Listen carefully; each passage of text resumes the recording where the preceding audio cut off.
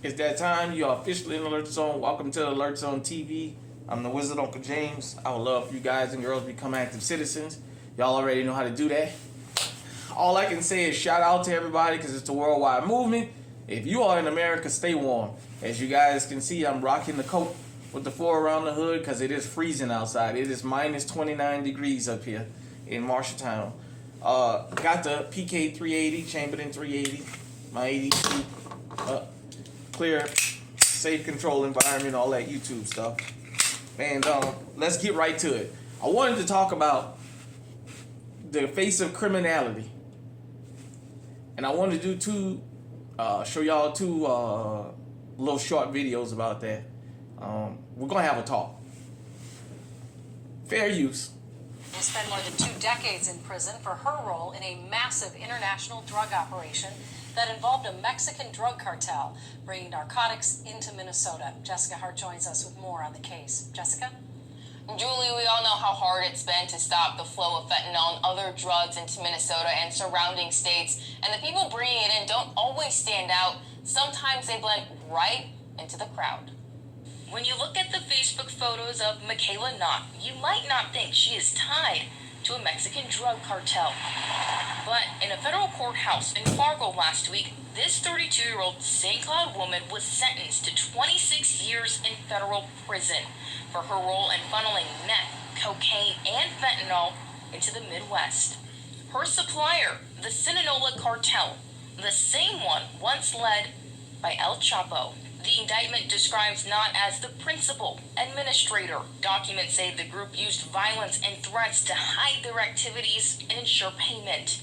Her mother says she moved to Mexico in 2020 and is someone everyone loves. So if this woman was running it from down in Mexico, that would be an interesting thing to DEA. Doug Kelly is a former federal prosecutor who used to go after cartels. From the cartel's perspective, what's the significance of getting someone from Minnesota involved? You have to have an outlet for the drugs that you get in here, and so you get them across the border, and then how do you get them up? White Minnesota women would be wonderful. Nobody thinks of them as drug dealers. The investigation into Knott's ring led to seizures of over 100 pounds of meth, 9 pounds of fentanyl powder, and 120,000 fentanyl pills. It also led to 18 other people being charged, including Jeffrey Knott, her father. How does this case speak to the larger problem of just fentanyl finding its way into the country? You know, you still feel like you're just putting your finger in a hole in the dike. The father-daughter duo were both charged with witness intimidation. Documents claim Jeffrey told a witness not to speak with law enforcement while Michaela tried to get someone to hurt a witness. Her mother tells me her daughter would never hurt a fly. How to apply for it. Yeah. You guys seen that. If you're new to this channel, we got over 700 wonderful, fruitful pieces of videos and information here. Some of it is entertainment, mainly in the shorts. For the people who've been around since the inception of this channel and the last channel, I've pointed something out about this. Online and offline, you guys don't know some of the nasty comments people make to me about some of the content. Not because it's not true. They just feel I shouldn't be pointing that out. Notice what they said. They're not the face of drug dealing.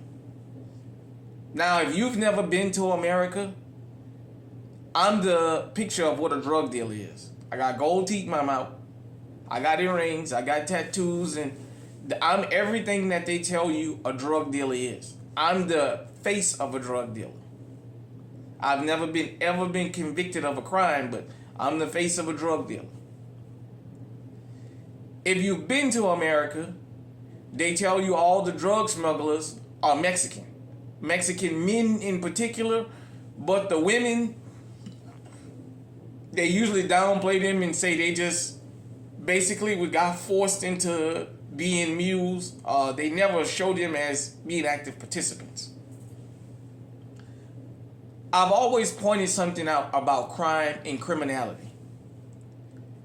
And for people who have set their feelings aside to just listen to me talk on this channel, have reached out to me in the comment section, and some of them in person, and told me, man, they appreciate this channel because I just put something on their mind they never thought about. If you don't remember life before the internet, the mainstream media put a lot of misleading things out there about a lot of different people. That's why the TikTok ban and all these other different bans going on, and that's what the mainstream media hates about YouTube and all these other type places, because we can really get the truth out there. I always say crimes are committed in proximity. We always heard this term of black on black crime, black on black crime, black on black crime, black on black crime. People are more likely in this country to be killed by somebody. All of us have a 90% chance of being killed by somebody in our racial / ethnic group more than we are of outsiders. That is a fact. Suburban, rural, and small town America is where the majority of the murders happen in America. Murder-suicides is the #1 cause. It's usually 2 or more people that was unalive. We just had one in Jefferson Parish down in Louisiana of a husband killing himself, his wife, I think killing a 2-year-old and shooting another child that survived. But that's normal. Eric and Lau Menendez, before they went to prison for murder of their family, was breaking in homes in these rich neighborhoods. I pointed out how do you have a substance abuse and drug problem in Wall Street when the face of drug dealing can't go on Wall Street? Wall Street ain't full of a bunch of black dudes walking around in urban clothing selling drugs, because we're not allowed to get that close to those people. We can't go in these exclusive neighborhoods. Every time we do, we get stopped by the police. Listen to what they said.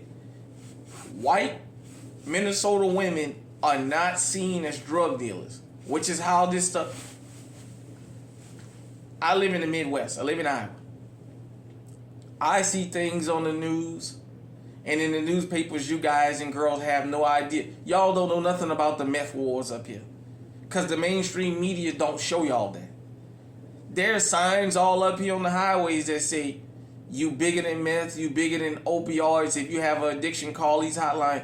There wasn't none of that during the crack epidemic. It was lock everybody up. The users and the suppliers. Lock everybody up. Notice, after they talked about witness tampering and how this woman basically was sending somebody to kill one of the damn witnesses. I couldn't find the video. I don't know if they took it down, of her mom and her sister talking about 26 years in prison is too much time for her because it's her first time. Do you understand what they caught her with is still not all she's trafficked? That's just what she got arrested for. She's been doing this. She went down there during the pandemic.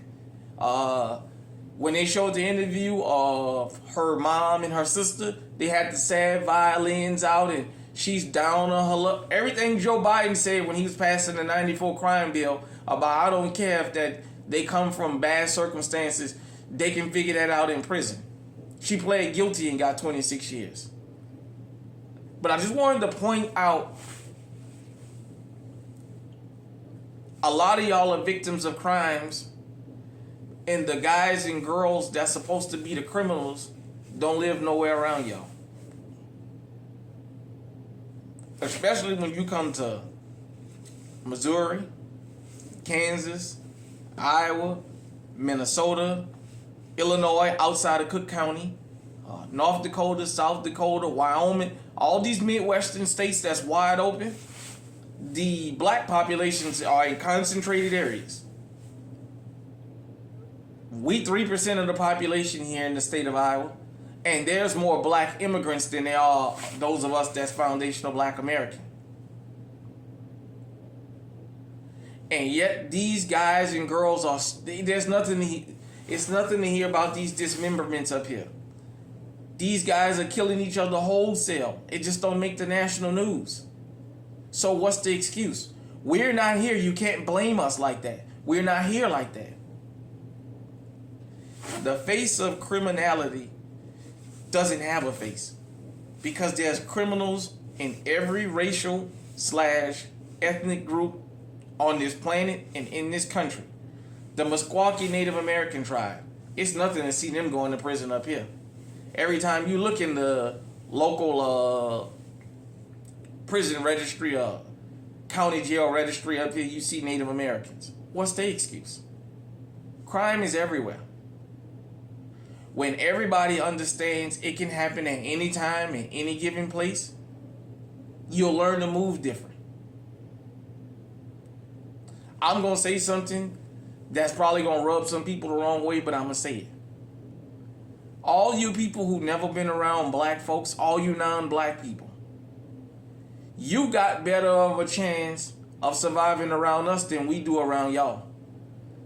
Black folks don't call the police and say it's a white person or Hispanic or Asian walking through the neighborhood. Go stop them and see what they doing here. It's not like that for us. When we go in neighborhoods that quote unquote we don't belong in or we don't usually frequent, shit, when the police pull up on us, they got guns drawn already. And if you live there, you got to take them to your house and they want you to open the door and all that. Or they'll take you to damn jail. They'll find something to take you for. Fentanyl is deadly. White folks are up here trafficking fentanyl to other white folks. Why don't we hear this whole thing about they selling poison to their own people? Because that's what y'all say about us. Selling that poison to your own people. Up here, I'll tell you right now.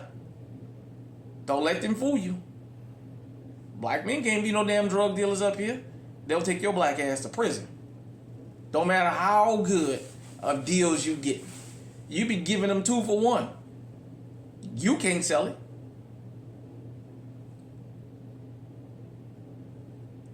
To get 26 years as a white female in federal prison tells you the level of drugs that this woman was trafficking. And we all know with drugs come crime. They use violence to make sure people paid them. Not just a threat of it, they used it. So where's all this white on white crime at? How come we don't hear that?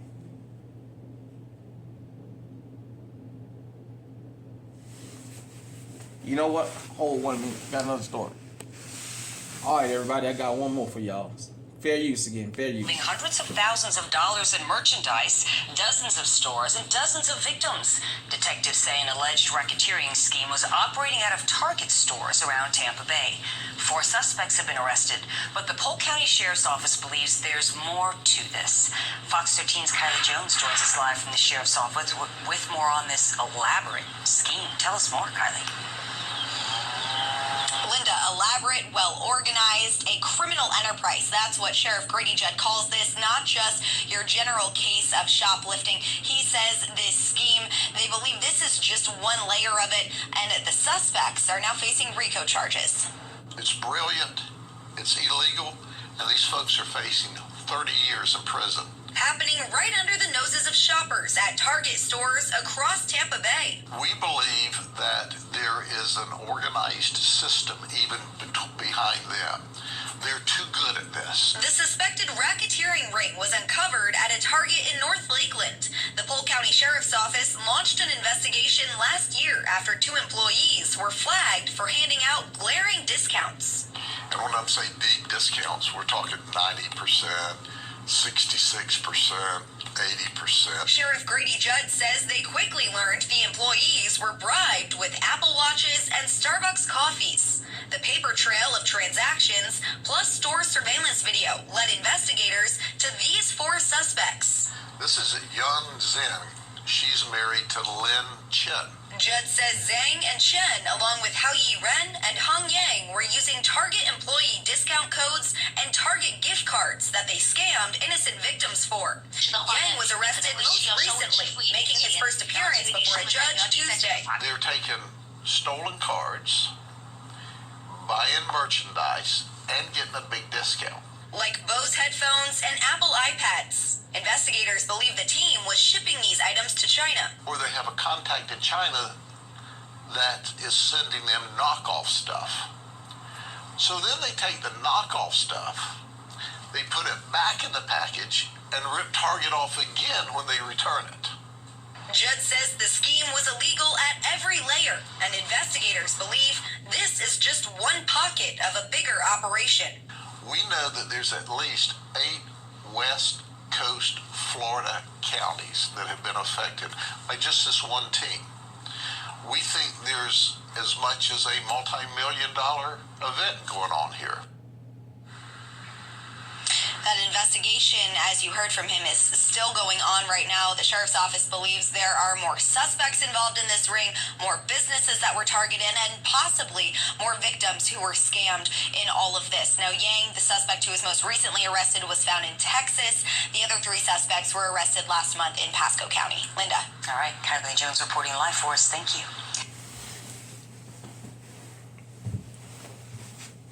You know, in April of 2021, when I stepped off that plane in Guadalajara, Mexico, and walked into the damn airport terminal, do you know the very first thing I saw on the damn Spanish channels down there? Breaking news. Black Americans in America are attacking Asians. That shit was all over down there. All the channels were showing that we was just up here attacking these people and just doing the most. These people got a goddamn hate crime bill as soon as Joe Biden got in office. And look at what they out here doing. Now, think about this. I know I'm ruffling some feathers and don't care. I want you to think about this. They're supposed to be the model minority. Those people are not supposed to be the faces of criminality. Yet, in these damn massage parlors, you got them happy endings. You know what's going on up in there? They out there. That's the Blade. The massage parlors is like Bissonnette Street or Figueroa Street out there in LA. That's the damn Blade. In the nail shops, you got them beating up the black customers in the nail shops and beauty salons over the dumbest thing. I think you stole something, so let me go ahead and put hands and feet on you. They ought to call some of these places the goddamn dojos or the 88 Dragons or whatever, all the fucking kung fu they be breaking out up in there. And yet, these guys are... Think about this. You know good and well they're not the only ones. There was a particular group in that story that was missing. Guess what face you didn't see? You didn't see Pookie and Ray Ray in there. You ain't see Sharmanique and Keisha in there. But they tell you we all the fucking criminals. People who don't live in America, that lives outside of America, think that black folks are the only criminals here. It's like Chicago. A city of 3 million people. And yet all they can ever show you is black folks committing crimes up there. And I don't just mean like the city of Chicago, but I mean like that whole metro area. Then you have the 4th of July shooting. And it pained them to have to even show that. Because the suspect wasn't the right suspect that they was looking for. Criminality is everywhere. When you go in these Chinatowns around the damn world, you better know you under surveillance. For all my New Orleanians, you know what it is when we go back there in Vietnamese village. You know you got them little gangster Vietnamese roaming around back there, keeping their eyes on everybody. All I wanted to say is, criminality happens everywhere. Crime doesn't have a face. It doesn't have a race, a gender, nothing. When we around this world start treating crime as criminality and not as a particular ethnic or racial group, number one, we'll be able to identify the criminals. Number two, we'll be able to get them out of society. As long as we keep feeling Well, if I go to the white section of town, nothing gonna happen to me. If I go over there by the Asians or the Hispanics or the this or the black, if I go to this particular part of town, nothing is gonna happen to me. When you have these school shootings, when you have these the Las Vegas shooting, Stephen Paddock, what he did, that's what they tell you happened at rap concerts. But that's that whole that this don't happen here. We don't do that. Only them niggas at them rap concerts do all that fighting and shooting. We don't do that. No other form of music promotes violence. And then when you start listening to the lyrics of some of these other genres of music, you start saying, I be damned. They talking about killing people, drug dealing and getting high and what have you. Mosh pit music. I just wanted to point that out. Here on GunTube, if you got a GunTube channel where you have any kind of commentary, sometimes you're going to get negative feedback and that's okay. But we need to tell the full story so everybody can know. You can't have a country where they tell you only one particular group is the criminals there.